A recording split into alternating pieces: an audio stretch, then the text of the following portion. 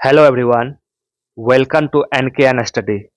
आज हम लोग इस वीडियो में बिहार सिविल कोड कलर का जो आप लोग का मेंस का एग्जाम होने वाला है, उसमें जो भी general knowledge and current affairs का क्वेश्चन आएगा, उसका डेली सेक्शनल टेस्ट आपको एन स्टडी पे अपलोड किया जाता है। आज हम इस वीडियो में सेक्शन टेस्ट 1 से लेके 5 तक का वीडियो कंपाइल करके अपलोड कर रहे हैं, ताकि आप लोग इसको देख के रिविजन कर सके।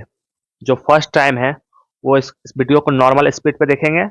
जो डेली इसको देख चुके हैं एंड इसका नोट्स बना चुके हैं, वो इस वीडियो को 1.5x या 2x स्पीड पे आप लोग देखिए, ताकि आप लोग का रिवीजन रिवीजन हो सके। आप लोग भी जानते हैं एग्जाम के लिए रिवीजन कितना इंपॉर्टेंट है। चलिए स्टार्ट करते हैं। अगर आप लोग चैनल पर नए हैं तो प्लीज चैनल को लाइक कीजिए, शेयर कीजिए एंड सब्सक्राइब कीजिए। एंड इसका पीडीएफ आप लोग को टेलीग्राम ग्रुप पे मिल जाएगा। टेलीग्राम ग्रुप का लिंक इस वीडियो के नीचे दिया गया है। बिहार के निम्नलिखित में से किस स्थान पर प्रथम बौद्ध संगीति का आयोजन किया गया था? क्वेश्चन दिया है, प्रथम बौद्ध संगीति का आयोजन कहाँ पे हुआ था? आपको इसका आंसर एग्जाम में 1 नंबर डालिएगा, साइड में आंसर लिख के इसको आंसर लिखना है। तो प्रथम बौद्ध संगीति का आयोजन कहाँ हुआ था? ये हुआ था राजगृह में, लेकिन उसका पुराना नाम क्या है? राजगृह। तो यहाँ हम लोग लिख लेंगे राजगृह।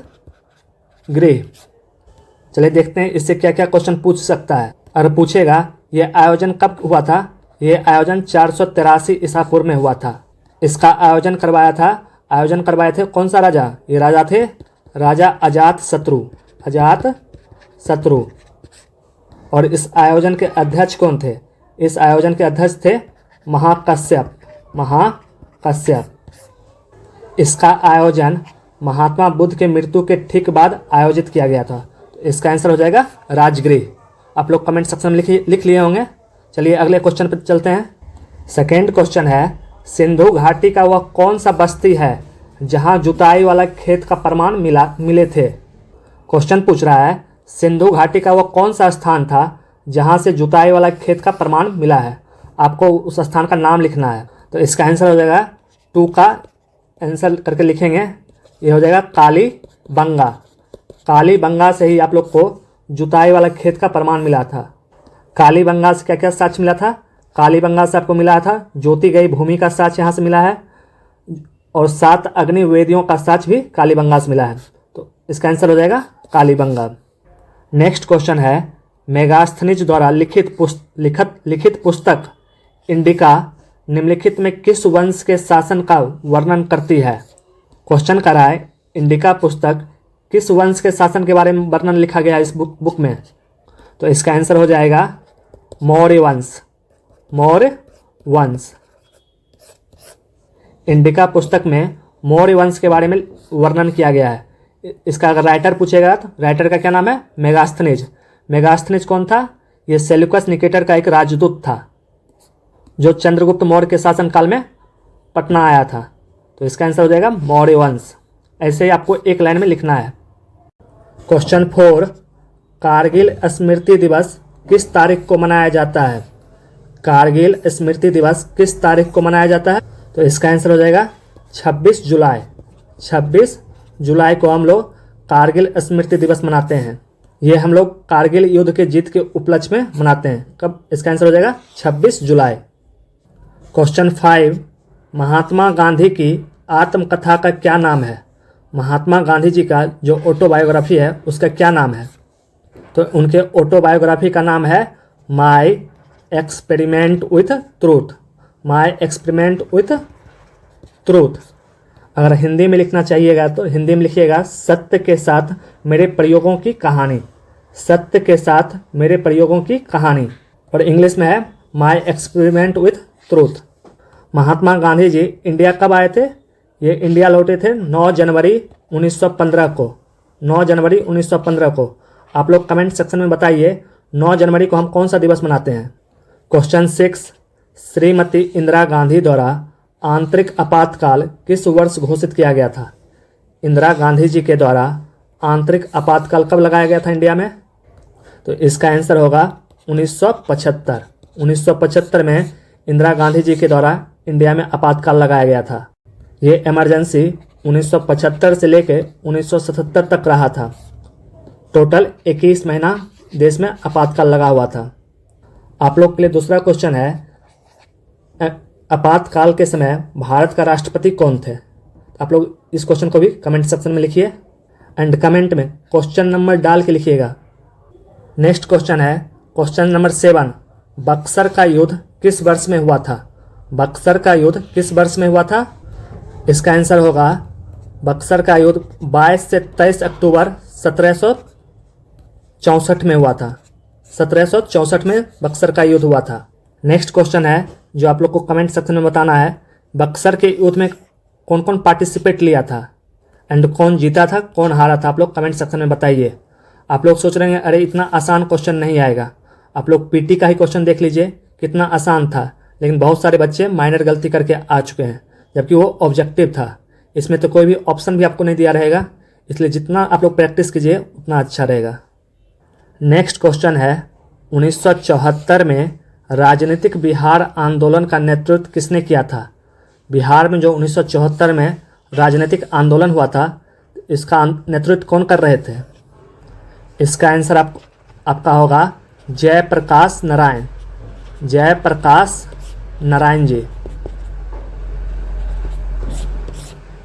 क्वेश्चन 9, ग्राम पंचायत और शहरी समितियों का कार्यकाल कितना है? ग्राम पंचायत और शहरी समितियों का कार्यकाल कितना होता है? तो इनका आंसर होगा 5 वर्ष। 5 वर्ष। ग्राम पंचायत के साथ साथ शहरी समितियों का कार्यकाल 5 वर्ष होता है। क्वेश्चन 10, भारतीय रिजर्व बैंक की स्थापना किस वर्ष हुई थी? भारतीय रिजर्व बैंक की स्थापना किस वर्ष हुई थी? तो आरबीआई का स्थापना 1 अप्रैल 1935 को हुआ था। तो इसका आंसर हो जाएगा 1 अप्रैल 1935। आप लोग के लिए नेक्स्ट क्वेश्चन है, आरबीआई का स्थापना किस कमेटी के अनुशंसा पे किया गया था? उस कमेटी का आप लोग नाम बताइए। नेक्स्ट क्वेश्चन है क्वेश्चन नंबर 11, भारतीय राष्ट्रीय कांग्रेस का प्रथम अधिवेशन बम्बई में कब प्रारंभ हुआ था? भारतीय राष्ट्रीय कांग्रेस का प्रथम अधिवेशन जो बम्बई में हुआ था, ये कब स्टार्ट हुआ था? तो इसका आंसर हो जाएगा 28 दिसंबर 1885 में हुआ था। 28 दिसंबर 1850। भारतीय राष्ट्रीय कांग्रेस के प्रथम अधिवेशन में कितने प्रतिनिधि भाग लिए थे? इसमें 72 प्रतिनिधि भाग लिए थे। इसका प्रथम अध्यक्ष कौन थे? ये थे WC बनर्जी। तो इसका आंसर हो जाएगा 28 दिसंबर 1885। Question 12, India after Gandhi. India after Gandhi के लेखक कौन हैं? इंडिया आफ्टर गांधी के लेखक हैं भारतीय इतिहासकार हैं रामचंद्र गुहा। उन्होंने बुक लिखा है इंडिया आफ्टर गांधी। तो इसका आंसर हो जाएगा रामचंद्र गुहा। एंड एक बात बताना था, क्वेश्चन आपका हिंदी और इंग्लिश दोनों में रहेगा। आप जिसमें कंफर्टेबल हैं उसमें आंसर लिख सकते हैं। कोई हिंदी में कंफर्टेबल होगा तो हिंदी में नाम लिखेगा, और जो इंग्लिश में कंफर्टेबल होगा वो इंग्लिश में नाम लिखेगा। क्वेश्चन 13, भारत के महाराज्यपाल मतलब गवर्नर जनरल बनने वाले पहले भारतीय कौन थे? तो भारत का पहला गवर्नर जनरल कौन थे जो इंडियन थे? इसका आंसर हो जाएगा सी राजगोपालाचारी। सी राजगोपालाचारी पहले भारतीय थे जो गवर्नर जनरल बने थे। उनका फुल फॉर्म था, आंसर में लिखिएगा चक्रवर्ती राजगोपालाचारी। तो 13 का आंसर हो जाएगा चक्रवर्ती राजगोपालाचारी। क्वेश्चन 14, शक्ति स्थल का संबंध किससे है? शक्ति स्थल का संबंध इंदिरा गांधी जी से है। इंदिरा गांधी। तो आंसर में लिखिएगा श्रीमती इंदिरा गांधी जी। श्रीमती इंदिरा गांधी। ये भारत के प्रथम महिला प्रधानमंत्री थे। इन्हीं का अंतिम संस्कार स्थल का नाम रखा गया शक्ति स्थल। मेरा हैंडराइटिंग खराब हो रहा है, आप लोग का एग्जाम में हैंडराइटिंग अच्छा से लिखिएगा। क्वेश्चन 15, करेंट अफेयर्स का क्वेश्चन है, भारत में कौन सा राज्य देश की पहली योग नीति शुरू करने जा रहा है? क्वेश्चन पूछ रहा है भारत का पहला राज्य कौन है जो योग नीति लागू कर रहा है? तो इसका आंसर हो जाएगा उत्तराखंड। उत्तराखंड जो देश का पहला राज्य है जहाँ पर योग नीति लागू किया जा रहा है सीएम के द्वारा। यह पॉलिसी उत्तराखंड गवर्नमेंट के द्वारा लाया गया है जिससे आयुर्वेद और योगा को बढ़ावा दिया जाएगा। तो इसका आंसर होगा उत्तराखंड। क्वेश्चन 16, किस राज्य ने 2011 की जनगणना में सबसे कम साक्षरता दर दर्ज की है? तो 2011 के जनगणना के अनुसार कौन सा राज्य है जहां सबसे कम साक्षरता दर है? इसका आंसर है बिहार। बिहार का साक्षरता दर कितना परसेंट है? यह 61.8%। 61.8%। इसमें से अगर मेल और फीमेल का पूछेगा तो मेल का कितना है और फीमेल का कितना है? मेल का आपका है 71.2% और फीमेल का है 51.5%। टोटल है 61.8%। तो इसका आंसर हो जाएगा बिहार। क्वेश्चन 17, बिहार का राज्य पक्षी कौन सा है? बिहार राज्य का राज्य पक्षी कौन सा है? तो इसका आंसर है गोरैया। गोरैया बिहार राज्य का राज्य पक्षी है। आप लोग कमेंट सेक्शन में बताइए बिहार राज्य का राजकीय वृक्ष कौन है और राजकीय फल कौन सा है। आपको वृक्ष बताना है और फल बताना है। आप लोग जानते हैं 22 मार्च को बिहार राज्य दिवस मनाया जाता है। 2024 का बिहार राज्य दिवस का थीम क्या है ये भी आप लोग कमेंट में बताइए। क्वेश्चन 17, बिहार का राज्य पक्षी ये तो हो ही गया। क्वेश्चन 18, बिहार की प्रमुख खदान फसलें कौन है? बिहार का प्रमुख खदान फसल का नाम बताना है आपको। तो इसका आंसर हो जाएगा चावल, गेहूं एंड मक्का। ये तीन चीज़ें जो है बिहार का प्रमुख खदान फसल है, चावल, गेहूं और मक्का। आपको ये तीनों आंसर में लिखना है।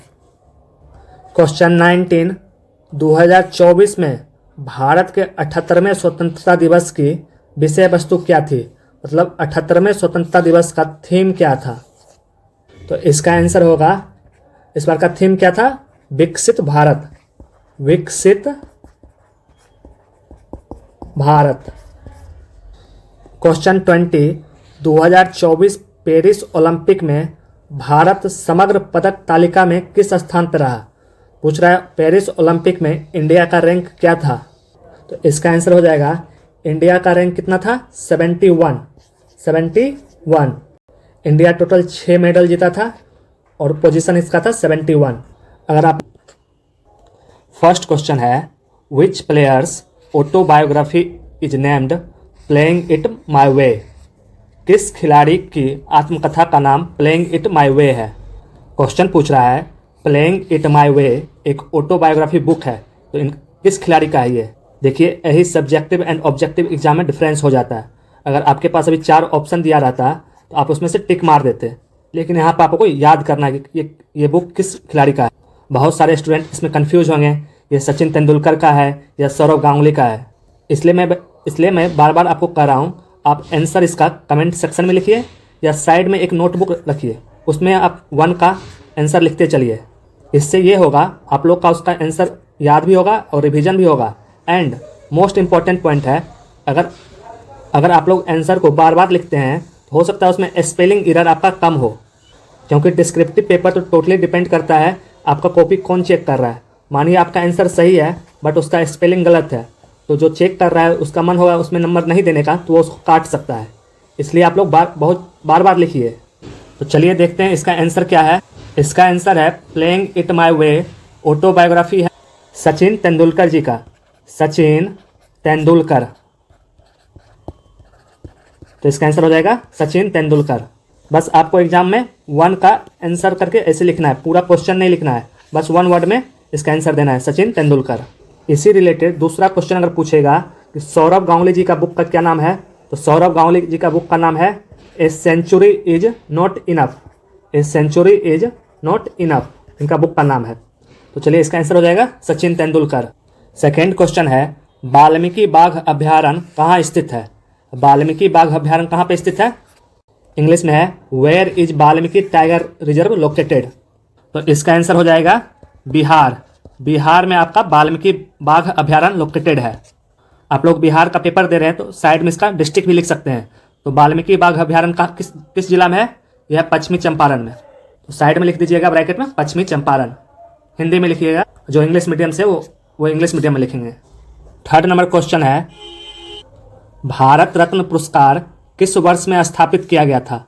भारत रत्न पुरस्कार किस वर्ष में स्थापित किया गया था? तो इसका आंसर हो जाएगा 1954। 1954 में भारत रत्न पुरस्कार देना स्टार्ट हुआ था। भारत रत्न भारत का सर्वोच्च नागरिक सम्मान है। अगर क्वेश्चन पूछेगा भारत रत्न सबसे पहले किनको दिया गया था, तो ये 3 लोग को दिया गया था। ये थे सी राजगोपालाचारी, दूसरा व्यक्ति थे Sarvepalli Radhakrishna and third person थे सीवी रमन जी को। तो ये 3 आदमी को सबसे पहले भारत रत्न दिया गया था। इसी से रिलेटेड मोस्ट इंपॉर्टेंट क्वेश्चन होगा, 2024 में कितने व्यक्ति को भारत रत्न दिया गया था? ये अपने आप में क्वेश्चन है। तो 2024 में कितने लोग को दिया गया था? टोटल 5 लोग को दिया गया है। अभी तक का नियम था साल में मैक्सिमम 3 लोग को दिया जा सकता था, लेकिन इस बार कितने लोग को दिया गया? 5 लोग। ये 5 का आप लोग नाम कमेंट सेक्शन में बताइए, ये कौन कौन थे। तो पहला व्यक्ति थे कर्पूरी ठाकुर जी को, ये बिहार के मुख्यमंत्री भी रह चुके हैं। तो आप लोग के लिए आज का होमवर्क है, कर्पूरी ठाकुर जी बिहार का मुख्यमंत्री कब बने थे? दूसरा व्यक्ति हैं लाल कृष्ण आडवाणी जी को भी इस बार भारत रत्न मिला है। तीसरा व्यक्ति हैं पीवी नरसिम्हा राव, पीवी नरसिम्हा राव जी को भी। और चौथा पर्सन है चौधरी चरण सिंह, चौधरी चरण सिंह को। एंड 5वां पर्सन है MS स्वामीनाथन जी को। ये टोटल 5 लोग को इस बार भारत रत्न पुरस्कार मिला है। आप इन 5 का नाम याद रखिएगा। मुझे लग रहा है आपके मेंस में यह क्वेश्चन तो जरूर ही आएगा। क्वेश्चन 4, चंपारण सत्याग्रह के दौरान नील की खेती किस नाम से पहचानी जाती थी? तो चंपारण सत्याग्रह के दौरान जो नील का खेती होता था उसको क्या नाम दिया गया था? तो इसका आंसर होगा, इसको कहा जाता था 3 कठिया पद्धति। 3 कठिया पद्धति, 3 कठिया पद्धति। इसमें होता था किसान को 20 कट्ठा में से अपने 3 कट्ठा में नील की खेती करना अनिवार्य था। इसी पद्धति को कहते थे 3 कठिया पद्धति। गांधी जी इसी के विरोध करने के लिए बिहार आए थे। क्वेश्चन नंबर 5 है, growth hormone is secreted by which gland? Hindi में वृद्धि हार्मोन किस ग्रंथि के द्वारा स्रावित होता है? आपको उस ग्लैंड का नाम लिखना है जिससे ग्रोथ हार्मोन सीक्रेट होता है। तो ये ग्लैंड है, इसका आंसर हो जाएगा, इंग्लिश में है पिट्यूटरी ग्लैंड, पिट्यूटरी ग्लैंड। और हिंदी में बात करें तो इसको कहते हैं पीयूष ग्रंथि, पीयूष ग्रंथि। तो इसका आंसर हो जाएगा पिट्यूटरी ग्लैंड। हिंदी में पीयूष ग्रंथि से ही ग्रोथ हार्मोन्स रिलीज होता है। इस पिट्यूटरी ग्लैंड को हम लोग मास्टर ग्रंथि के नाम से भी जाने जाते हैं। क्वेश्चन ये भी पूछ सकता है किस ग्लैंड को मास्टर ग्रंथि कहते हैं? तो उसका आंसर होगा पिट्यूटरी ग्लैंड या पीयूष ग्रंथि। क्वेश्चन 6, यमुना नदी के तट पे दिन पनाह शहर की नींव किसने रखी थी? तो क्वेश्चन पूछ रहा है यमुना नदी के तट पे दिन पनाह शहर का नींव कौन रखा था? तो इसका आंसर आपका हो जाएगा, ये बनाया था हुमायूं। ये शहर दिन पनाह शहर हुमायूं के द्वारा बनाया गया था। तो इसका आंसर होगा हुमायूं। लेकिन 1540 ईस्वी में शेरशाह जब हुमायूं को हरा दिया था तो ये दिन पनाह शहर को शेरशाह ध्वस्त कर दिया था। क्वेश्चन पूछ रहा है यमुना नदी के तट पे दिन पनाह शहर का नींव किसने रखा था? तो इसका आंसर हो जाएगा हुमायूं। क्वेश्चन 7 एक अच्छा क्वेश्चन है। 2011 की जनगणना के अनुसार भारत का ग्रामीण एवं नगरीय लिंगानुपात क्रमशः कितना है? क्वेश्चन पूछ रहा है 2011 के जनगणना के अनुसार भारत का ग्रामीण एवं नगरीय लिंगानुपात कितना है? आपको ये बताना है, ग्रामीण और नगरीय। इसमें ध्यान रखिएगा, ओवरऑल जो लिंगानुपात है वो नहीं लिख के आना है आपको। आप लोग सभी जानते हैं 2011 के जनगणना के अनुसार इंडिया का सेक्स रेशियो कितना है?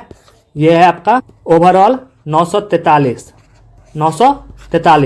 लेकिन क्वेश्चन पूछ रहा है ग्रामीण और नगरीय इसमें कितना सेक्स रेशियो है? तो इसका आंसर हो जाएगा ग्रामीण में 949 है और नगरीय में 929 है। तो इसका आंसर हो गया रूरल सेक्स रेशियो इंडिया का 949 है एंड अर्बन सेक्स रेशियो 929 है एंड ओवरऑल अगर पूछेगा तो 943 है। क्वेश्चन 8, किस अनुच्छेद को डॉक्टर BR अम्बेडकर ने संविधान का हृदय और आत्मा कहा था? क्वेश्चन पूछ रहा है डॉक्टर BR अम्बेडकर जी ने किस आर्टिकल को संविधान का हृदय और आत्मा कहा था? तो इसका आंसर हो जाएगा आर्टिकल 32। आर्टिकल 32 को BR अम्बेडकर जी ने संविधान का हृदय एवं आत्मा कहा था। तो इसका आंसर है आर्टिकल 32। हिंदी में लिख लीजिएगा अनुच्छेद 32। क्वेश्चन 9 साइंस का क्वेश्चन है the reaction between an acid and a base is known as. Hindi में है अम्ल और क्षार के बीच की अभिक्रिया को डैश के रूप में जाना जाता है। क्वेश्चन पूछ रहा है एसिड प्लस बेस को जब रिएक्ट करते हैं तो इस रिएक्शन का नाम क्या है। हम लोग सब जानते हैं जब एसिड प्लस बेस को रिएक्ट करते हैं तो प्रोडक्ट के रूप में हमको साल्ट प्लस H2O मिलता है। इस रिएक्शन को हम लोग इंग्लिश में न्यूट्रलाइजेशन रिएक्शन कहते हैं और हिंदी में उदासीनीकरण अभिक्रिया कहते हैं। तो इसका आंसर हो जाएगा, हिंदी में लिखेंगे उदासीनीकरण अभिक्रिया और इंग्लिश वाले लिख लेंगे neutralisation reaction. Question 10 Durand cup, Santosh trophy और रोवर्स कप किस खेल से संबंधित है। क्वेश्चन में पूछ रहा है ये डूरंड कप हो गया, संतोष ट्रॉफी एंड रोवर्स कप ये किस खेल से संबंधित है। तो इसका आंसर हो जाएगा ये तीनों का तीनों कप संबंधित है फुटबॉल से, फुटबॉल। आप लोग के लिए होमवर्क है, आप लोग कमेंट सेक्शन में बताइए हॉकी और क्रिकेट से रिलेटेड कौन कौन सा कप है। सबका नाम आप लोग क्वेश्चन नंबर 10 लिख के कमेंट सेक्शन में बताइएगा। हॉकी से रिलेटेड कप को क्या क्या नाम देते हैं, क्रिकेट से रिलेटेड कप को क्या क्या नाम देते हैं, और अगर एक्स्ट्रा गेम से रिलेटेड कप के बारे में आपको पता है तो आप लोग कमेंट सेक्शन में लिख सकते हैं। नेक्स्ट क्वेश्चन है क्वेश्चन नंबर 11 मोहम्मद बिन तुगलक ने दिल्ली से राजधानी कहाँ स्थानांतरित किया था। मोहम्मद बिन तुगलक ने अपना राजधानी जो चेंज किया था दिल्ली से कहाँ ले गया था। मोहम्मद बिन तुगलक 1325 में दिल्ली के गद्दी पर बैठा था और 1327 में ये अपना राजधानी चेंज किया था। ये दिल्ली से चेंज करके ले गया था दौलताबाद। तो इसका आंसर हो जाएगा दौलताबाद। उसी को हम लोग देवगिरी भी कहते हैं, तो दौलताबाद या देवगिरी लिख सकते हैं। क्वेश्चन 12 है भारतीय अर्थव्यवस्था में बैंक दर डैश द्वारा निर्धारित किया जाता है। भारतीय अर्थव्यवस्था में ये बैंक दर किसके द्वारा निर्धारित किया जाता है। तो इसका आंसर होगा RBI, reserve bank of India. Reserve bank of India के द्वारा बैंक दर निर्धारित किया जाता है। तो बैंक दर कहते किसको हैं। बैंक दर वह ब्याज दर है जिस पे RBI कॉमर्शियल बैंक को धन उधार में देता है, उस रेट को क्या कहते हैं, बैंक दर कहते हैं। ये डिसाइड किया जाता है RBI के द्वारा ये कितना रहना चाहिए। क्वेश्चन 13 है प्रधानमंत्री जन धन योजना। प्रधानमंत्री जन धन योजना डैश को शुरू की गई थी। क्वेश्चन पूछ रहा है प्रधानमंत्री जन धन योजना कब शुरू किया गया था। देखिए इसका घोषणा किया गया था 15 अगस्त 2014 को। प्रधानमंत्री जी ने लाल किला से इसका घोषणा किए थे, लेकिन इसका शुरुआत किया गया था 28 अगस्त 2014 से। इसका आंसर हो जाएगा 28 अगस्त 2014।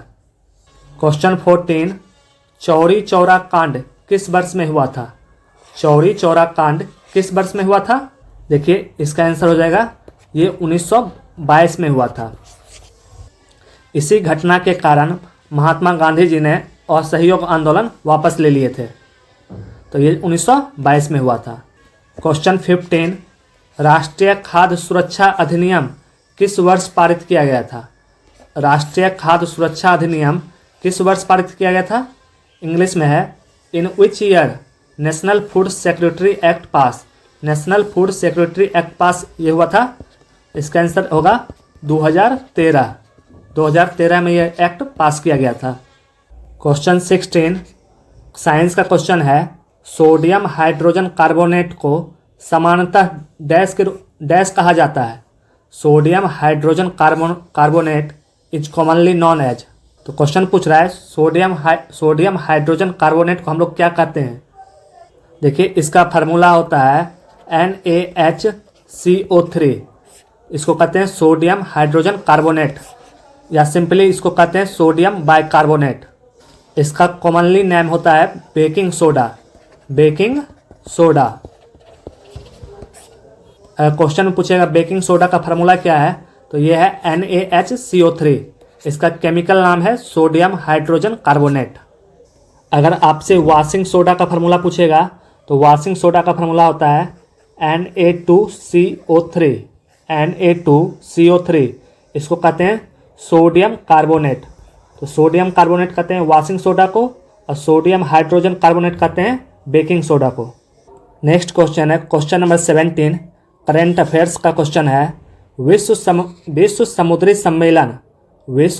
सम्मेलन 2024 का आयोजन कहाँ किया जाएगा।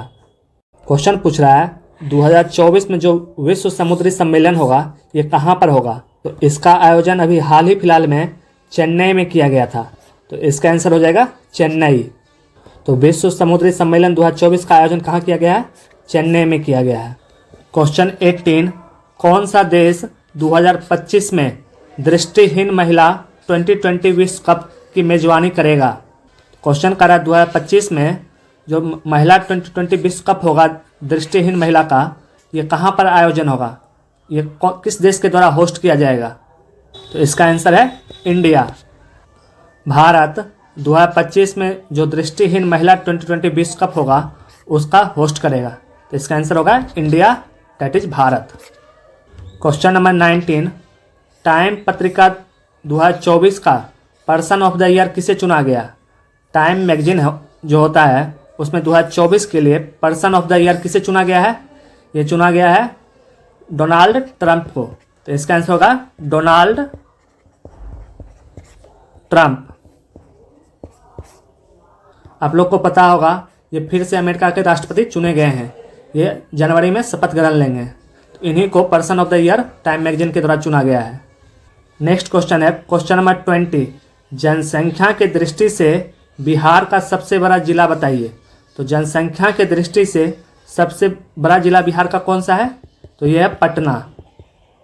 पटना बिहार का जनसंख्या के दृष्टि से सबसे बड़ा जिला है। तो ये था आपका इस सेट का 20 क्वेश्चन। फर्स्ट क्वेश्चन कह रहा है 1857 के विद्रोह के दौरान बिहार में क्रांतिकारियों के नेता कौन थे। क्वेश्चन कह रहा है 1857 का जो विद्रोह हुआ था उस टाइम बिहार से इसमें कौन पार्टिसिपेट लिए थे। तो बिहार से वो क्रांतिकारी का नाम पूछ रहा है। ये थे बाबू कुंवर सिंह, हम लोग सब जानते हैं ये थे बाबू कुंवर सिंह। तो इसका आंसर हो जाएगा बाबू कुंवर सिंह।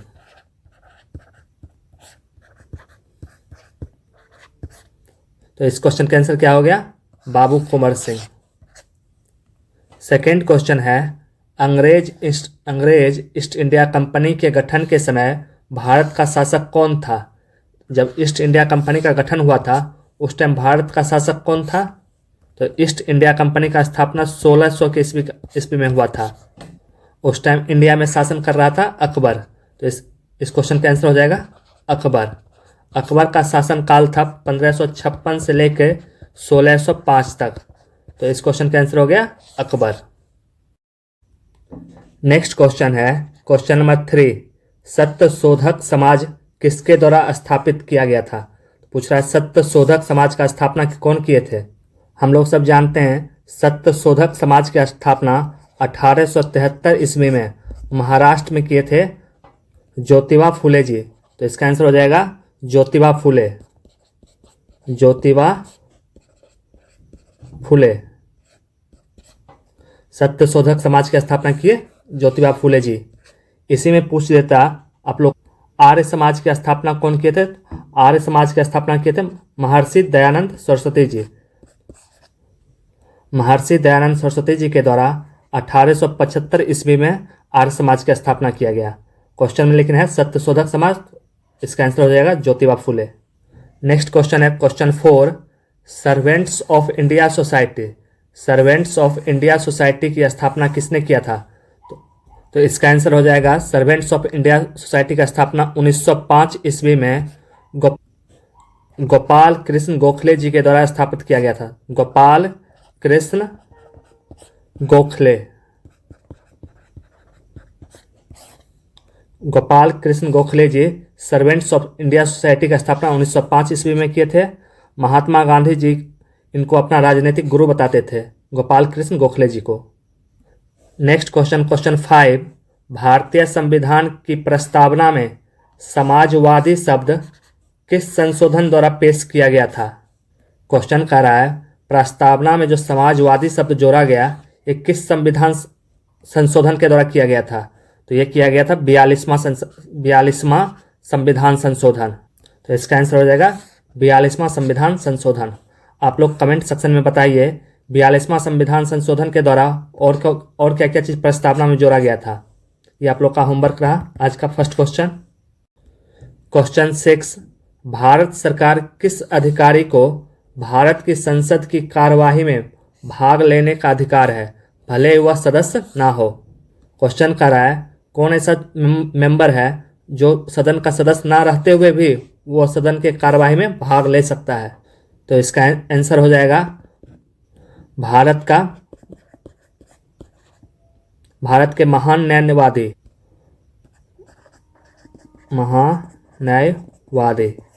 इसको इंग्लिश में कहते हैं attorney general of India. Attorney general of India, ये आर्टिकल 76 में इसके बारे में मेंशन किया गया है। Attorney general of India Bharat सरकार का कानूनी सलाहकार होता है। तो इसका आंसर हो गया attorney general of India. Question 7, Bharat का संविधान दिवस मनाया जाता है। तो भारत का संविधान दिवस किस दिन को मनाते हैं? हम लोग संविधान दिवस 26 नवंबर को मनाते हैं। तो इसका आंसर हो जाएगा 26 नवंबर। 26 नवंबर को ही भारत की संविधान सभा ने भारत के संविधान को अपनाया था, इसलिए हम लोग 26 नवंबर को संविधान दिवस मनाते हैं। संविधान दिवस मनाना स्टार्ट हुआ है 2015 से। तो इसका आंसर हो जाएगा 26 नवंबर। क्वेश्चन 8, नीति आयोग अस्तित्व में आया। क्वेश्चन पूछ रहा है नीति आयोग कब फॉर्म्ड हुआ था? तो नीति आयोग बना है 1 जनवरी 2015 को। 1 जनवरी 2015। नीति आयोग का अध्यक्ष हमारे देश के प्रधानमंत्री होते हैं। नीति आयोग का हेडक्वार्टर आपका न्यू दिल्ली में है। आप लोग कमेंट सेक्शन में बताइए नीति आयोग का फुल फॉर्म क्या होता है और नीति आयोग का भी प्रेजेंट सीईओ कौन है। क्वेश्चन 9, सर्वोच्च न्यायालय के न्यायाधीशों की सेवानिवृत्ति की आयु क्या है? क्वेश्चन कर रहा है सर्वोच्च न्यायालय के जो न्यायाधीश होते हैं ये किस उम्र में जाकर रिटायर होते हैं? इनकी सेवानिवृत्ति की आयु है 65 वर्ष। 65 वर्ष की उम्र में ये रिटायर होते हैं। तो इसका आंसर हो गया 65। क्वेश्चन 10, बिहार की स्थापना कब हुई थी? बिहार की स्थापना कब हुई है? तो बिहार का स्थापना हुआ है 22 मार्च 1912 को। तो इसका आंसर होगा 22 मार्च 1912। इसी दिन अंग्रेजों ने बंगाल से बिहार को अलग किया था। क्वेश्चन 11, भारत और चीन के बीच सीमा रेखा को क्या कहते हैं? भारत और चीन के बीच में जो बॉर्डर है उसको क्या कहते हैं? तो भारत और चीन के बीच में जो बॉर्डर है उसको मैक-मोहन रेखा कहते हैं। मैक-मोहन रेखा। आप लोग कमेंट सेक्शन में बताइए इंडिया और पाकिस्तान के बॉर्डर को क्या कहते हैं और इंडिया और श्रीलंका के बॉर्डर को क्या कहते हैं। क्वेश्चन 12, कौन सा देश विश्व में सबसे बड़ा रेशम का उत्पादक है? रेशम का उत्पादक सबसे बड़ा देश कौन सा है? यह है चीन। चीन में सबसे ज़्यादा रेशम का उत्पादन होता है। अगर आपसे पूछ लिया जाए चावल का उत्पादन सबसे ज़्यादा कहाँ होता है, वो भी चीन में होता है। रेशम का उत्पादन भी चीन में होता है और चावल का भी उत्पादन चीन में होता है। क्वेश्चन 13, ग्रेट विक्टोरिया मरुस्थल कहाँ स्थित है? तो ग्रेट विक्टोरिया मरुस्थल कहाँ पे स्थित है? तो इसका आंसर हो जाएगा ऑस्ट्रेलिया। ऑस्ट्रेलिया में ग्रेट विक्टोरिया मरुस्थल है। तो इसका आंसर है ऑस्ट्रेलिया। अगर आप लोग लिखने का प्रैक्टिस नहीं कीजिएगा इसमें बहुत सारे बच्चे का इसका स्पेलिंग गलत हो जाएगा और कॉपी चेक करने वाला कहीं हो सकता है आपका अगर स्पेलिंग गलत हो वो आपको नंबर ना दे। बाद में आप तो बोलिएगा सही आंसर लिख कर आए थे बट आपको नंबर नहीं मिला। तो इसलिए कहते हैं आप लोग साइड में नोटबुक में आप लोग लिखते जाइए या हो सकता है हाथ में मोबाइल है तो उसको कमेंट सेक्शन में टाइप करते जाइए। इससे आप लोग को प्रैक्टिस हो जाएगा जो आपको एग्जाम में फ़ायदा करेगा। क्वेश्चन 14, भारत की जनगणना 2011 के अनुसार बिहार की महिला साक्षरता दर क्या है? पूछ रहा 2011 की जनगणना के अनुसार बिहार में महिला की साक्षरता दर कितना है? तो इसका आंसर हो जाएगा बिहार में महिला साक्षरता दर 51.50% है, 51.50%। तो आप लोग कमेंट सेक्शन में बताइए बिहार में ओवरऑल लिटरेसी रेट कितना है और मेल का लिटरेसी रेट कितना है। आप लोग इसको कमेंट सेक्शन में लिखिए। क्वेश्चन 15, बिहार के किस जिले को सिल्क सिटी के नाम से जाना जाता है? तो बिहार का कौन सा जिला है जिसको हम लोग सिल्क सिटी कहते हैं? तो इसका आंसर हो जाएगा भागलपुर। भागलपुर को हम लोग सिल्क सिटी कहते हैं। हिंदी में भी लिख देता हूँ, भागलपुर। भागलपुर बिहार का सिल्क सिटी है। क्वेश्चन 16, बिहार के किस जिले में तेलहर कुंड जलप्रपात अवस्थित है? तेलहर कुंड जो जलप्रपात है ये बिहार के किस जिला में है? तो इसका आंसर हो जाएगा कैमूर। कैमूर में तेलहर कुंड जलप्रपात है। अगर आपसे पूछेगा करकट जलप्रपात कहाँ है, ये भी कैमूर में ही है। तो इसका आंसर है कैमूर। क्वेश्चन 17, संयुक्त राष्ट्र का मुख्यालय कहाँ है? संयुक्त राष्ट्र का मुख्यालय पूछ रहा है। हेडक्वार्टर कहाँ पे है? तो ये हेडक्वार्टर है न्यूयॉर्क में। तो इसका आंसर हो जाएगा न्यूयॉर्क। अगर आपसे पूछ ले संयुक्त राष्ट्र के सुरक्षा परिषद में अस्थायी सदस्य कितने हैं? तो अस्थायी सदस्य हम लोग जानते हैं ये 5 देश है, चाइना, फ्रांस, रसिया, यूनाइटेड किंगडम और यूएसए। ये पांचों का आप लोग नाम याद कर लीजिएगा, हो सकता है कहीं यही क्वेश्चन पूछ दे। क्वेश्चन 18, संयुक्त राष्ट्र पर्यावरण कार्यक्रम का मुख्यालय कहाँ स्थित है? संयुक्त राष्ट्र पर्यावरण कार्यक्रम का मुख्यालय कहाँ स्थित है, ये पूछ रहा है इस क्वेश्चन में। तो यूनाइटेड नेशन इन्वायरमेंट प्रोग्राम का हेडक्वार्टर कहाँ है? ये हेडक्वार्टर है नैरोबी। नैरोबी केन्या का कैपिटल है। यही यहाँ का हेडक्वार्टर हो गया यूनाइटेड नेशन इन्वायरमेंट प्रोग्राम का। इसका स्थापना कब हुआ था? इसका स्थापना 1972 ईस्वी में हुआ। तो इसका आंसर हो जाएगा नैरोबी। क्वेश्चन 19 है, किसने स्ट्रेट फ्रॉम द हार्ट पुस्तक लिखी थी? तो पूछ रहा है स्ट्रेट फ्रॉम द हार्ट जो बुक है इसका राइटर कौन है? तो ये बुक लिखे हैं भारतीय क्रिकेट टीम के पूर्व कप्तान कपिल देव जी। कपिल देव बुक लिखे जिसका नाम है स्ट्रेट फ्रॉम द हार्ट। तो इसका आंसर हो जाएगा कपिल देव। क्वेश्चन 20, म्यांमार की मुद्रा क्या है? म्यांमार की मुद्रा क्या है? म्यांमार को ही हम लोग बर्मा कहते हैं। इसकी मुद्रा क्या है? तो इसके मुद्रा को हम लोग कहते हैं कयात। इसका आंसर हो जाएगा कयात।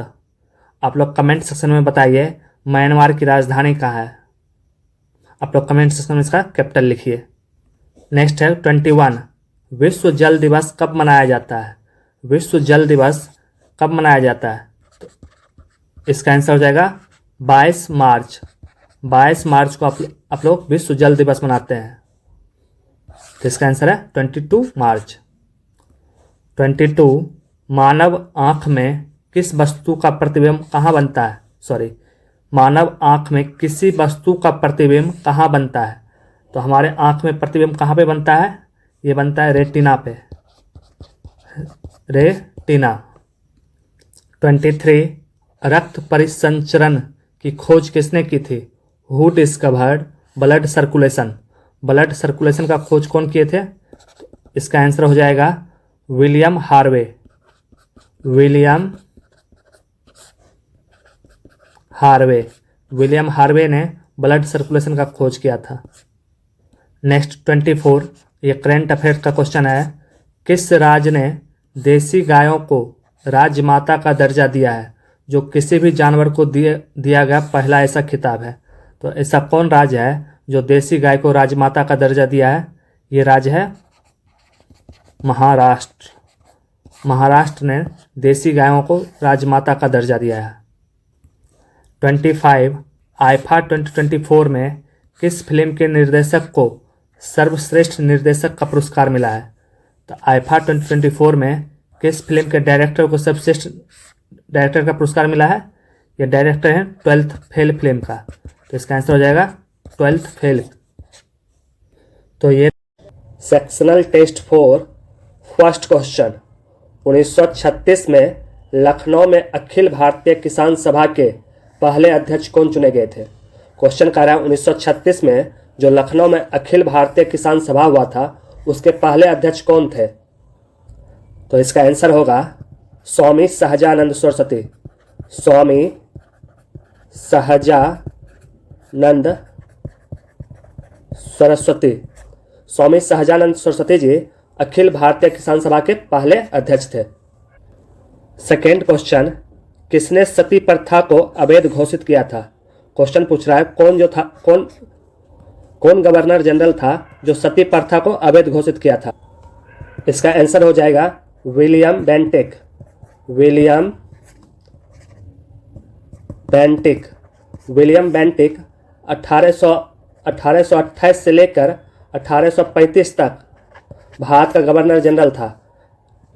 राजा राम मोहन राय के सहयोग से इसने सती प्रथा को अवैध घोषित किया था, तो इसका आंसर हो जाएगा William Bentinck. Question third, Mahatma Gandhi ने भारतीय राष्ट्रीय कांग्रेस के किस अधिवेशन की अध्यक्षता किए थे? क्वेश्चन कर रहा है महात्मा गांधी जी भारतीय राष्ट्रीय कांग्रेस का अध्यक्ष बने थे, कब बने थे? तो इसका आंसर हो जाएगा 1924। 1924 में जो भारतीय राष्ट्रीय कांग्रेस का अधिवेशन हुआ था बेलेगांव में, जो कर्नाटक में पड़ता है, यह कांग्रेस का 39वां सत्र अधिवेशन था। इसी में महात्मा गांधी जी अध्यक्ष बने थे। इसका आंसर होगा 1924। नेक्स्ट क्वेश्चन 4, भारतीय क्रांति की जननी के रूप में किसे माना जाता है? भारतीय क्रांति के जननी के रूप में किसे माना जाता है? तो इसका आंसर है मैडम भीखाजी रुस्तम कामा। मैडम भीखाजी रुस्तम कामा को भारतीय क्रांति का जननी कहा जाता है। क्वेश्चन 5, सांसद सदस्य के लिए न्यूनतम आयु क्या है? सांसद सदस्य बनने के लिए न्यूनतम आयु क्या है? देखिए, आप अगर लोकसभा का मेंबर बनना चाहिएगा तो ये 25 वर्ष है। तो यहाँ न्यूनतम पूछ रहा है, तो इसका आंसर होगा 25 वर्ष। लेकिन राज्यसभा का पूछेगा तो राज्यसभा के लिए आपको है 30 वर्ष। और 35 वर्ष है आपका भारत के राष्ट्रपति, भारत के उपराष्ट्रपति या किसी राज्य के राज्यपाल बनने के लिए 35 वर्ष। और 21 वर्ष है सरपंच बनने के लिए। तो इसमें पूछा है सांसद सदस्य के लिए न्यूनतम आयु क्या है? तो न्यूनतम आयु 25 वर्ष है। इससे आप लोकसभा सदस्य बन सकते हैं। और राज्यसभा सदस्य बनने के लिए 30 वर्ष चाहिए। 35 वर्ष आप भारत के राष्ट्रपति, उपराष्ट्रपति या किसी राज्य के राज्यपाल बन सकते हैं 35 वर्ष की उम्र। और 21 वर्ष में सरपंच बन सकते हैं। तो इसका आंसर होगा 25 ईयर्स। क्वेश्चन 6, किस अनुच्छेद के तहत वित्त आयोग का गठन किया गया है? क्वेश्चन पूछ रहा है वित्त आयोग का गठन होता है, ये किस अनुच्छेद में मेंशन है? इसका आंसर होगा आर्टिकल 280। आर्टिकल 280 में आपको वित्त आयोग गठन के बारे में मेंशन है। प्रथम वित्त आयोग का गठन कब हुआ था? तो प्रथम वित्त आयोग का गठन 1951 में हुए थे।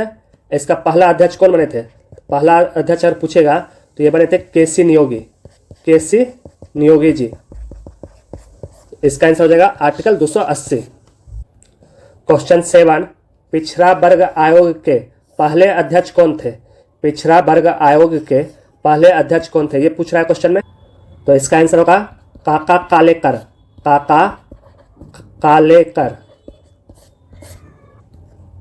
काका कालेलकर पिछड़े वर्ग आयोग के पहले अध्यक्ष थे।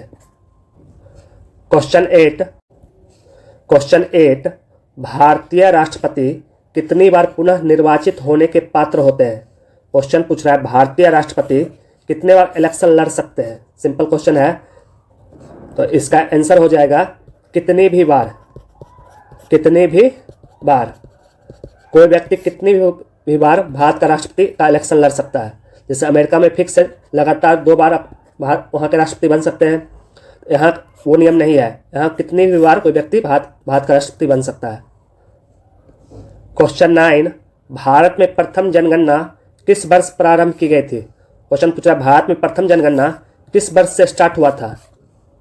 तो इसका आंसर है 1872। 1872 में भारत में प्रथम जनगणना हुआ था, उस टाइम वायसराय कौन था? तो वायसराय था लॉर्ड मेयो। लॉर्ड मेयो के टाइम पे 1872 में भारत में प्रथम जनगणना हुआ था। अगर आपके क्वेश्चन में पूछेगा भारत की पहली पूर्ण जनगणना कब हुआ था, तो ये हुआ था आपको 1881 में। आप लोग कमेंट सेक्शन में बताइए ये कौन सा गवर्नर जनरल करवाया था। क्वेश्चन 10, 2011 की जनगणना के अनुसार भारत की महिला साक्षरता दर कितनी थी? पूछा 2011 में जो जनगणना हुआ है उसके अनुसार भारत की महिला का साक्षरता दर कितना है? तो इसका आंसर हो जाएगा 65.5%। भारत की महिला 65.5% साक्षर है अकॉर्डिंग टू 2011 सेंसस। अगर पुरुष का पूछ ले, मेल का पूछ ले, ये 82% है, 82%। फीमेल कितना है? 65.5%। क्वेश्चन 11, भारत में केसर का उत्पादन करने वाला एकमात्र राज्य, भारत का एकमात्र राज्य है जहाँ केसर का उत्पादन होता है, ये कौन सा राज्य है? यह है जम्मू एंड कश्मीर। तो इसका आंसर हो जाएगा जम्मू एंड कश्मीर। हिंदी वाले हिंदी में लिख लीजिएगा, जम्मू कश्मीर। क्वेश्चन 12, प्रकाश वर्ष किसका मात्रक है? पूछ रहा है प्रकाश वर्ष किसका मात्रक है? हम लोग जानते हैं प्रकाश वर्ष दूरी का मात्रक है, इसका आंसर होगा दूरी। क्वेश्चन 13, आर्द्रता मापने के लिए किस उपकरण का उपयोग किया जाता है? आर्द्रता मापने के लिए हम कौन सा इंस्ट्रूमेंट का यूज करते हैं, उसका नाम बताना है। तो इंस्ट्रूमेंट का नाम होता है हाइग्रोमीटर। हाइग्रोमीटर, हाइग्रोमीटर से हम लोग आर्द्रता मापते हैं। क्वेश्चन 14, बेंजीन में सिग्मा और पाई बंधों की संख्या होती है।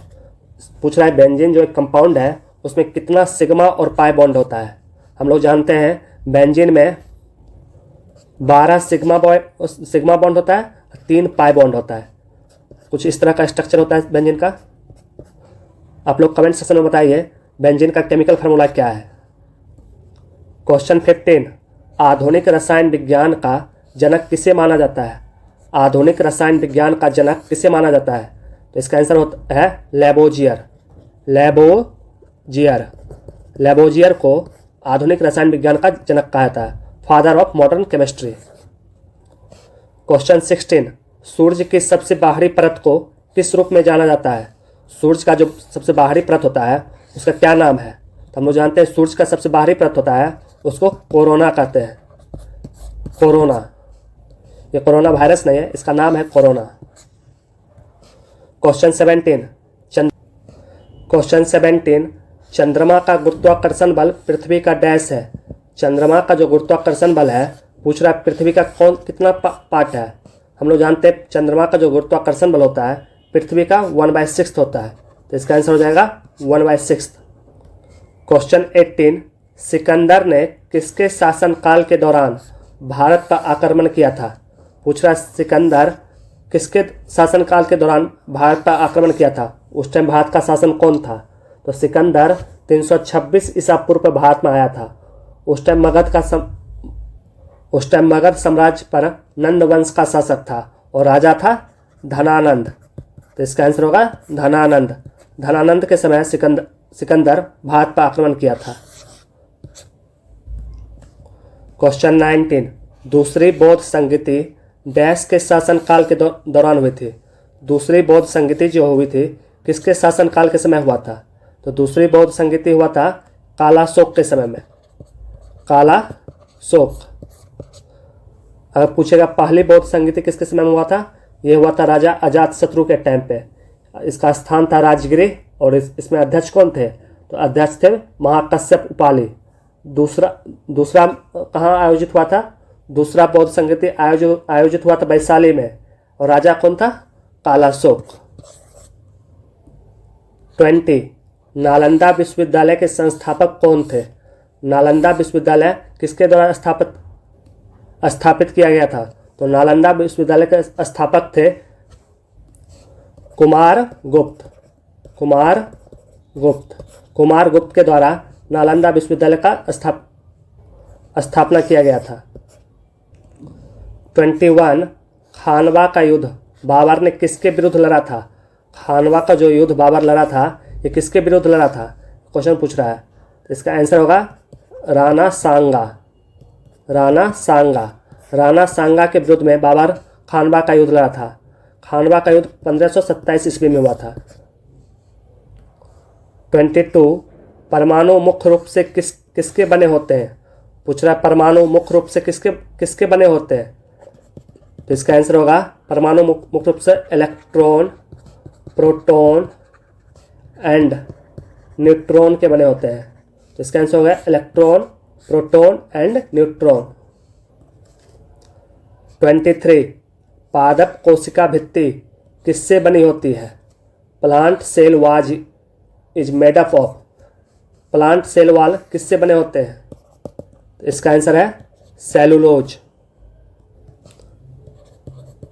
सेलुलोज।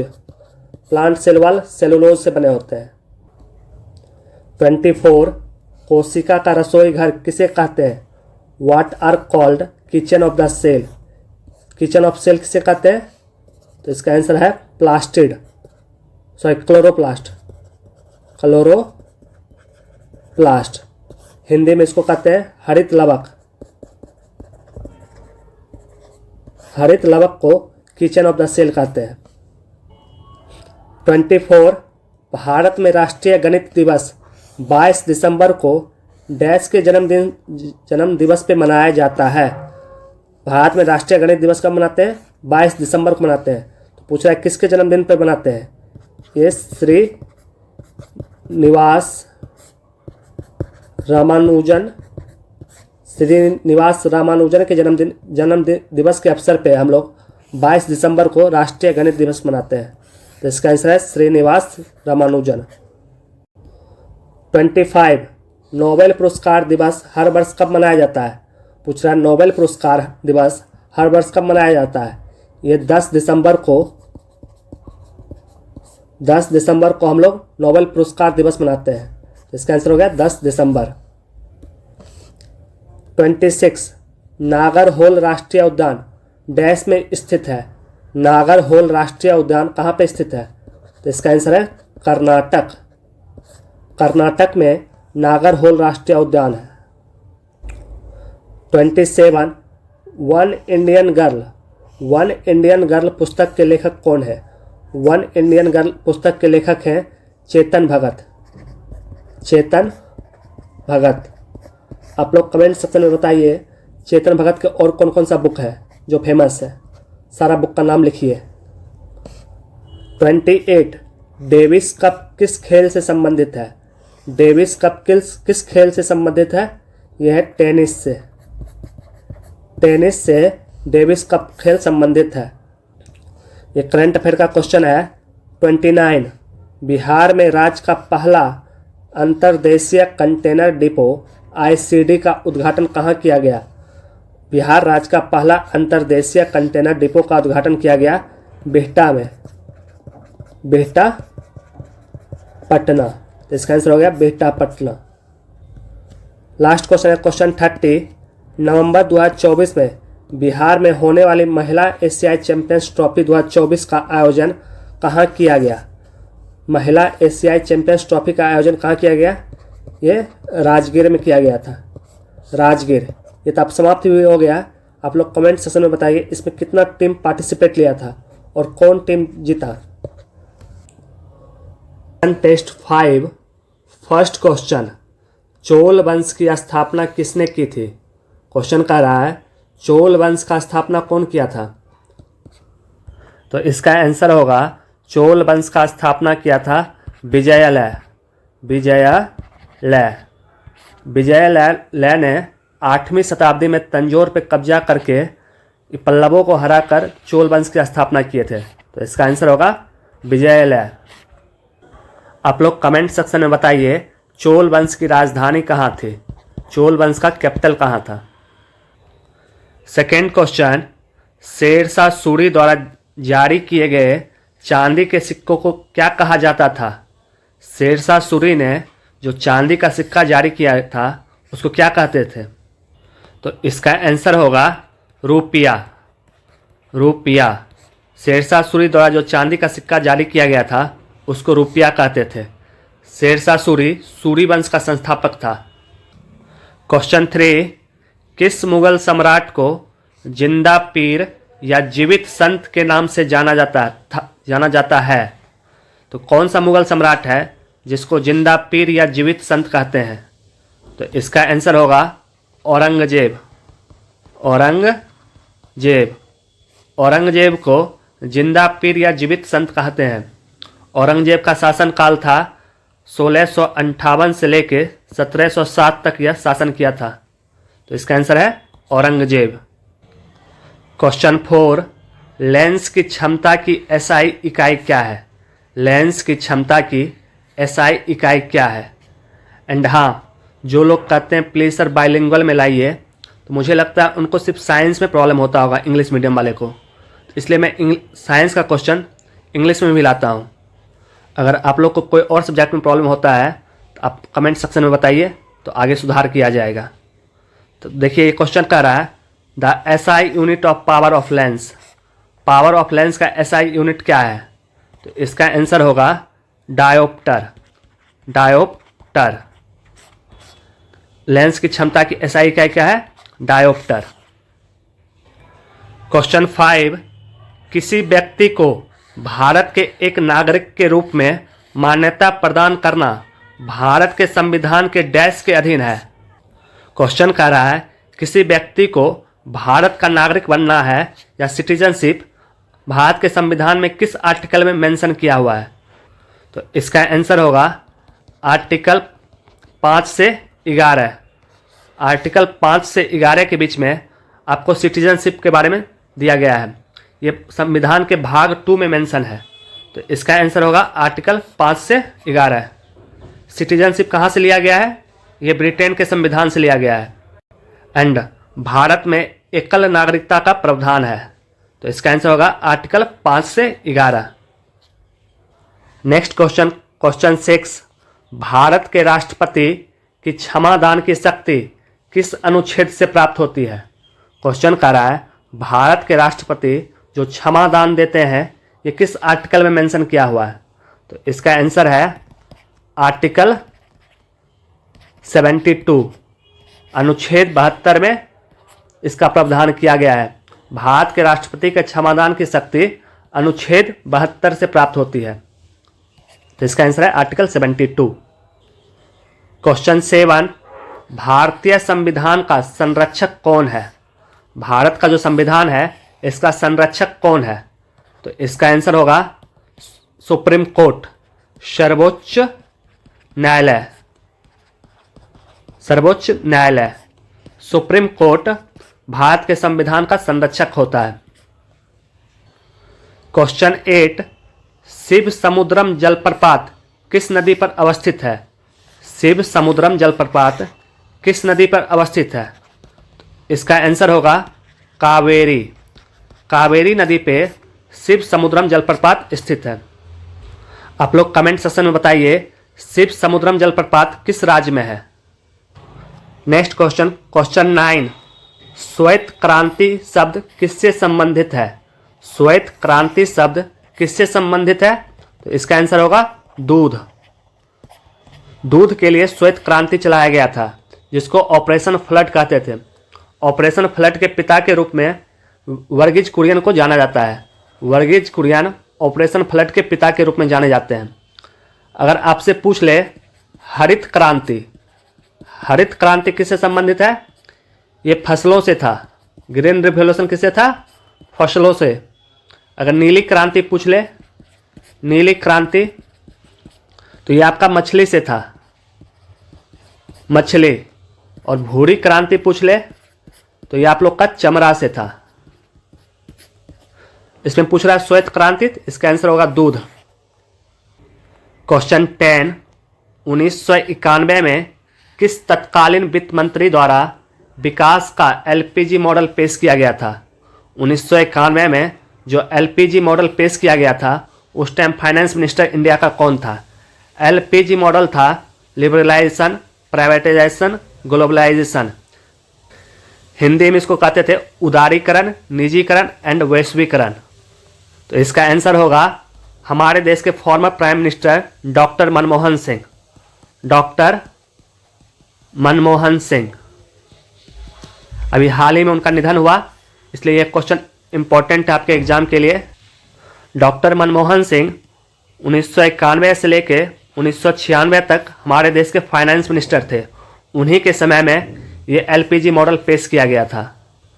आप लोग कमेंट सेक्शन में बताइए, जब एलपीजी मॉडल पेश किया गया था उस टाइम हमारे देश के पीएम कौन थे। तो इसमें वित्त मंत्री पूछ रहा है, तो इसका आंसर होगा डॉक्टर मनमोहन सिंह। क्वेश्चन 11, 1969 में कितने बैंकों का राष्ट्रीयकरण किया गया था। 1969 में बैंकों का राष्ट्रीयकरण किया गया था। पूछ रहा है उसमें कितना बैंक का किया गया था। तो इसका आंसर है 14। 14 बैंकों का 1969 में राष्ट्रीयकरण किया गया। क्वेश्चन 12, भारतीय जीवन बीमा निगम LIC की स्थापना किस वर्ष में की गई थी। भारतीय जीवन बीमा निगम की स्थापना किस वर्ष में की गई थी। तो इसका आंसर होगा 1956। 1956 में LIC की स्थापना किया गया था। क्वेश्चन 13, फिलिप्स वक्र मुद्रास्फीति और किसके बीच के संबंध को दर्शाता है। क्वेश्चन कर रहा है फिलिप्स कर्व जो होता है ये मुद्रास्फीति, इन्फ्लेशन और किसके बीच का संबंध को दर्शाता है। हम लोग जानते हैं फिलिप्स कर्व ऐसे बनता है, एक तरफ इसका इन्फ्लेशन रहता है जिसको मुद्रास्फीति कहते हैं और दूसरा तरफ अनएम्प्लॉयमेंट रहता है, बेरोजगारी। तो ये फिलिप्स कर्व मुद्रास्फीति और बेरोजगारी के बीच में संबंध को दर्शाता है। तो इसका आंसर हम लोग लिखेंगे बेरोजगारी। फिलिप्स कर्व इन्फ्लेशन और अनएम्प्लॉयमेंट के बीच में संबंध को दर्शाता है। एंड नेक्स्ट क्वेश्चन करने से पहले आप लोग से एक रिक्वेस्ट है, प्लीज़ अभी भी बहुत सारे यूट्यूब चैनल पे मेंस के जीके जीएस के नाम पे ऑब्जेक्टिव क्वेश्चन से आप लोग से प्रैक्टिस करवाया जा रहा है, जो कि आपके लिए फ़ायदेमंद नहीं है। आप लोग ऑब्जेक्टिव क्वेश्चन से प्रैक्टिस कीजिएगा। आपके क्वेश्चन आपके एग्ज़ाम में तो डिस्क्रिप्टिव है, वहाँ ऑप्शन रहेगा नहीं, आपको याद आएगा नहीं, तो आपको वहाँ पे एग्ज़ाम हॉल में लॉस हो सकता है। इसलिए मैं कहता हूँ जितना हो सके आप लोग डिस्क्रिप्टिव क्वेश्चन का प्रैक्टिस कीजिए। आप लोग मेंस में बहुत ज़्यादा ही कंपटीशन होगा, एक एक नंबर पे बहुत सारे बच्चे एग्ज़ाम में इन होंगे, एग्ज़ाम में आउट होंगे। तो प्लीज़ डिस्क्रिप्टिव क्वेश्चन का प्रैक्टिस कीजिए। मैं ये नहीं कह रहा हूँ उनका वीडियो मत देखिए, बट उनसे रिक्वेस्ट कीजिए प्लीज़ डिस्क्रिप्टिव क्वेश्चन का प्रैक्टिस करवाएं, ताकि आप लोग को एग्ज़ाम में फ़ायदा हो सके। एंड अगर आप लोग मेरा भी वीडियो देखते हैं, मैं बार बार बोलता हूँ आप लोग साइड में एक नोटबुक रखिए, उसमें लिखने का प्रैक्टिस कीजिए। अगर नोटबुक नहीं है तो आप लोग कमेंट सेक्शन में लिख सकते हैं, ताकि आपको प्रैक्टिस हो। बाकी आपका मर्जी। चलिए नेक्स्ट क्वेश्चन है क्वेश्चन 14, भारत में अंतिम ऋणदाता किसे कहा जाता है। भारत में अंतिम ऋणदाता किसे कहा जाता है। तो इसका आंसर होगा भारतीय रिजर्व बैंक। भारतीय रिजर्व बैंक। साइड में लिखिए RBI। RBI को भारत में अंतिम ऋणदाता कहा जाता है। अगर क्वेश्चन पूछे बैंकरों का बैंकर किसे कहा जाता है, ये भी RBI को कहा जाता है। RBI का स्थापना 1 अप्रैल 1935 में हुआ था। तो इसका आंसर हो गया भारतीय रिजर्व बैंक। क्वेश्चन 15, डैश को फारसी में रज्मनामा के रूप में अनुवादित किया गया था। क्वेश्चन कह रहा है किस बुक को फारसी में अनुवादित किया गया था, ट्रांसलेट किया गया था, उसका नाम रज्मनामा रखा गया था। तो ये कौन सा बुक था। ये इसका आंसर है महाभारत। महाभारत को फारसी में अनुवाद किया गया था, जिसका नाम रखा गया था रज्मनामा। ये भी आप नाम याद रख लीजिए, कहीं पूछेगा महाभारत को जो फारसी में अनुवाद किया गया था उसका नाम क्या था। महाभारत को महर्षि वेद व्यास ने लिखे थे। अगर रामायण का पूछेगा रामायण को कौन लिखे थे, तो रामायण को वाल्मीकि जी लिखे थे।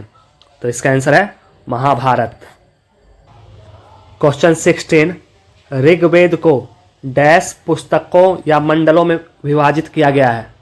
क्वेश्चन कह रहा है ऋग्वेद को कितने मंडलों में विभाजित किया गया है। तो इसका आंसर होगा 10। ऋग्वेद को 10 मंडलों में विभाजित किया गया है। ऋग्वेद का जो पहला और 10वां मंडल है ये नया सबसे है, और लंबा भी सबसे मंडलों में यही है, पहला और 10वां। अगर पूछेगा आप लोग का गायत्री मंत्र का मेंशन किस मंडल में है, तो ये तीसरा मंडल में गायत्री मंत्र है। सोम देवता के बारे में किस मंडल में चर्चा किया गया है, तो सोम देवता के बारे में 9वें मंडल में चर्चा किया गया, 9th। और 4 वर्णों के बारे में चर्चा किस मंडल में किया गया है, ये 10th। ये 10वें मंडल में 4 वर्णों के बारे में चर्चा किया गया है। तो इसका आंसर हो जाएगा 10 मंडलों में विभाजित है ऋग्वेद।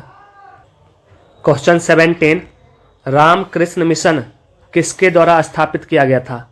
रामकृष्ण मिशन किसके द्वारा स्थापित किया गया था? तो इसका आंसर होगा स्वामी विवेकानंद। स्वामी विवेकानंद। स्वामी विवेकानंद जी ने 1897 में रामकृष्ण मिशन की स्थापना किए थे। स्वामी विवेकानंद जी का जन्म दिवस कब है? ये 12 जनवरी 1863। तो 12 जनवरी को हम लोग मनाते हैं राष्ट्रीय युवा दिवस। राष्ट्रीय युवा दिवस स्वामी विवेकानंद जी के जन्मदिन पे मनाते हैं। तो इसका आंसर होगा स्वामी विवेकानंद। क्वेश्चन 18, भारत के विभाजन के समय भारतीय राष्ट्रीय कांग्रेस के अध्यक्ष कौन थे? भारत का जब विभाजन हुआ था उस टाइम भारतीय राष्ट्रीय कांग्रेस के अध्यक्ष कौन थे? तो इसका आंसर है JB. Kripalani. JB. Kripalani. JB. Kripalani साहब भारतीय राष्ट्रीय कांग्रेस के अध्यक्ष थे जब भारत का विभाजन हुआ था। क्वेश्चन 19, कौन सा विदेशी यात्री मोरक्को का था और उसने रहला लिखी थी? क्वेश्चन पूछ रहा है कौन सा विदेशी यात्री जो मोरक्को का था और एक पुस्तक लिखा था जिसका नाम था रहला। तो इसका आंसर है Ibn Battuta. Ibn Battuta. Ibn Battuta Morocco का था, एक पुस्तक लिखा था जिसका नाम था रहला। यह मोहम्मद बिन तुगलक के समय में इंडिया आया था। मोहम्मद बिन तुगलक के समय में इंडिया आया था। 1333 से लेके 1347 तक यह इंडिया में रहा था और मोहम्मद बिन तुगलक इसको अपना काजी के रूप में नियुक्ति दिया था। तो इसका नाम है इब्न बतूता। इसका पुस्तक भी बार बार पूछता है, पुस्तक का नाम था रहला। 20, ब्रिटिश संसद के सदस्य के रूप में पहला भारतीय किसे चुना गया था? क्वेश्चन कह रहा है पहला इंडियन कौन था जो ब्रिटिश पार्लियामेंट का मेंबर बना था? तो इसका आंसर है दादा भाई नेहरूजी। दादा भाई नेहरूजी। दादा भाई नेहरूजी 1892 से लेके 1895 तक यह लिबरल पार्टी के सिंबल पे जीत कर गए थे। तो ये पहले इंडियन हैं जो ब्रिटेन का मेंबर ऑफ पार्लियामेंट बने थे। इनको grand old man of India भी कहा जाता है।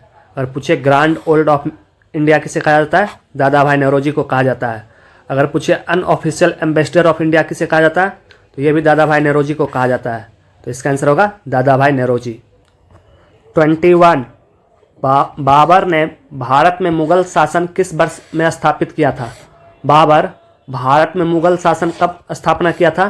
तो इसका आंसर है 1526।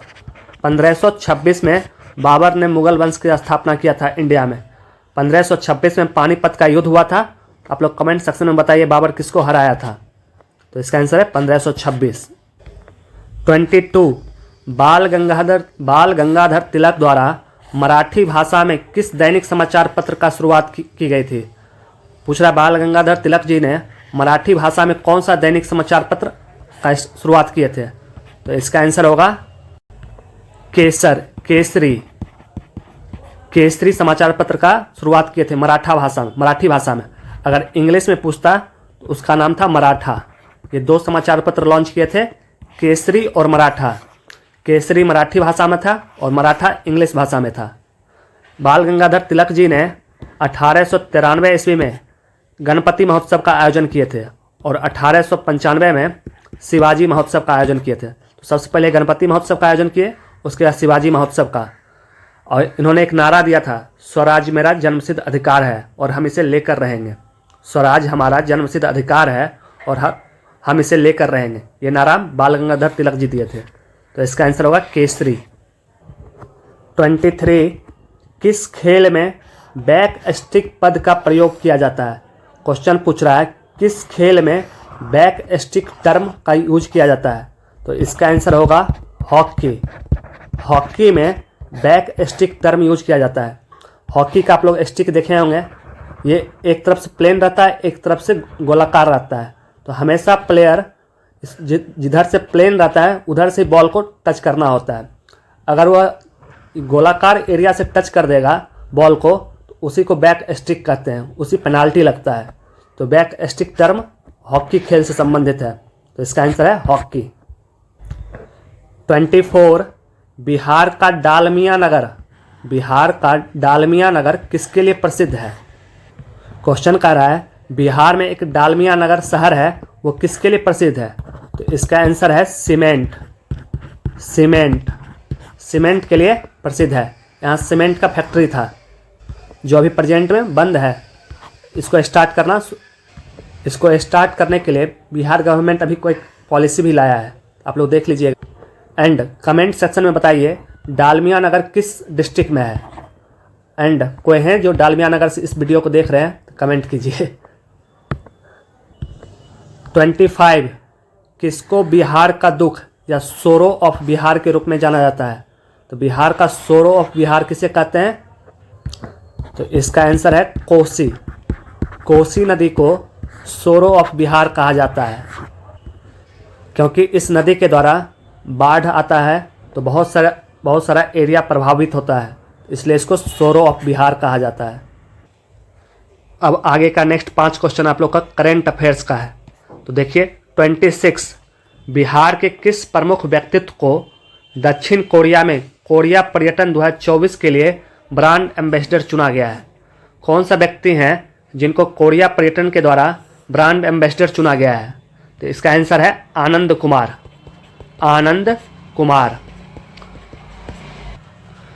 सुपर 30 कोचिंग के जो संस्थापक हैं आनंद कुमार सर, उनको कोरिया पर्यटन के द्वारा ब्रांड एम्बेसडर चुना गया है।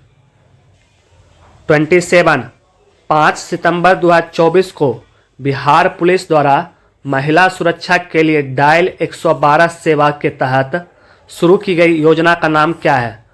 बिहार पुलिस 5 सितंबर को डायल 112 सेवा शुरू किया है, इसका नाम क्या है? तो इसका आंसर होगा सुरक्षित सफर योजना शुरुआत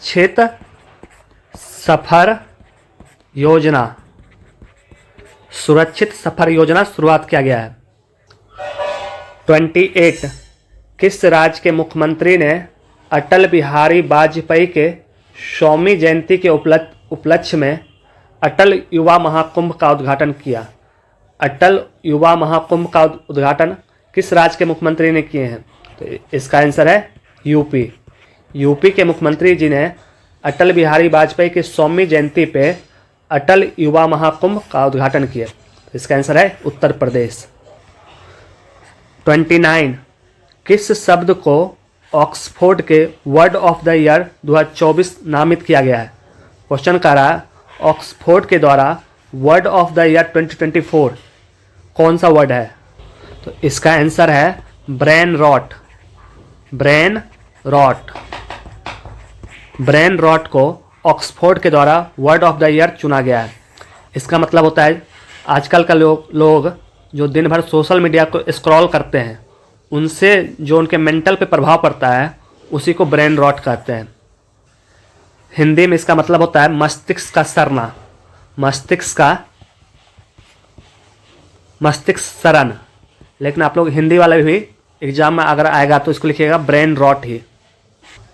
क्वेश्चन 30 संयुक्त राष्ट्र महासभा द्वारा विश्व ध्यान दिवस के रूप में किस तिथि को घोषित किया गया है? संयुक्त राष्ट्र महासभा के द्वारा विश्व ध्यान दिवस अब कब मनाया जाएगा? तो इसका आंसर है 21 दिसंबर।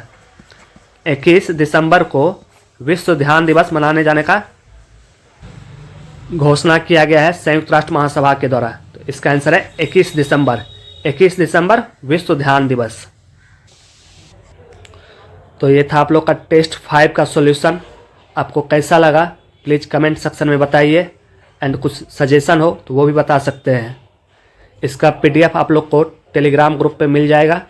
टेलीग्राम ग्रुप का लिंक कमेंट सेक्शन में पिन किया हुआ है, वहाँ से जुड़ सकते हैं। एंड इस चैनल के द्वारा अगर आप लोग के एग्ज़ाम में थोड़ा सा भी हेल्प मिल रहा है तो प्लीज़ चैनल को ज़्यादा से ज़्यादा सब्सक्राइब कीजिए, शेयर कीजिए। यही आप लोग की तरफ से एक कंट्रीब्यूशन हो सकता है। तो चलिए मिलते हैं अगले सेट में अगले सॉल्यूशन के साथ। Thank you.